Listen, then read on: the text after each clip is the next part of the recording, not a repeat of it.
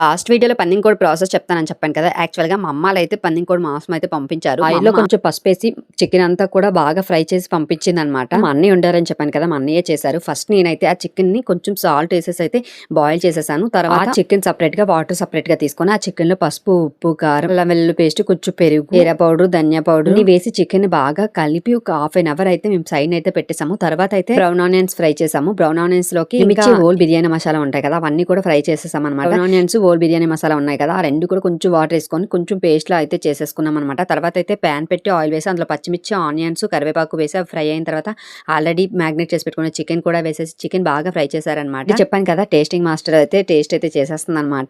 ఇంకా అలా ఫ్రై అవుతున్నప్పుడు చాలా సార్లు మా అన్నయ్య అయితే కరివేపాకు అయితే ఫ్రై చేస్తున్న మధ్యలో కరివేపాకు వేశారు. తర్వాత ఆల్రెడీ పేస్ట్ చేసుకున్నాం కదా, ఆ పేస్ట్ కూడా వేసేసి మనం ఆల్రెడీ చికెన్ బాయిల్ చేసేటప్పుడు వాటర్ వచ్చింది కదా, వాటర్ కూడా వేసేసి ఒక 5 minutes ఉంచేస్తే మన చికెన్ కర్రీ అయితే రెడీ. అయితే మామూలుగా లేదండి. వీడియోకి చిన్న లైక్ చేసేసి ఛానల్కి సబ్స్క్రైబ్ చేసుకోండి.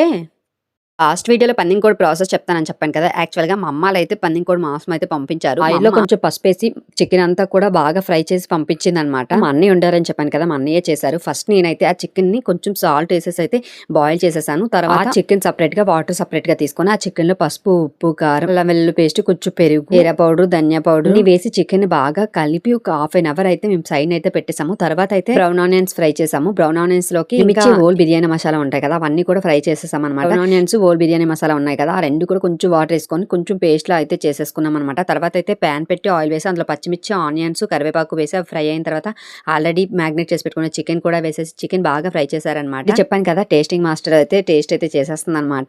ఇంకా అలా ఫ్రై అవుతున్నప్పుడు చాలా సార్లు మా అన్నయ్య అయితే కరివేపాకు అయితే ఫ్రై చేస్తున్న మధ్యలో కరివేపాకు వేశారు. తర్వాత ఆల్రెడీ పేస్ట్ చేసుకున్నాం కదా, ఆ పేస్ట్ కూడా వేసేసి మనం ఆల్రెడీ చికెన్ బాయిల్ చేసేటప్పుడు వాటర్ వచ్చింది కదా, వాటర్ కూడా వేసేసి ఒక 5 minutes ఉంచేస్తే మన చికెన్ కర్రీ అయితే రెడీ. అయితే మామూలుగా లేదండి. వీడియోకి చిన్న లైక్ చేసేసి ఛానల్కి సబ్స్క్రైబ్ చేసుకోండి.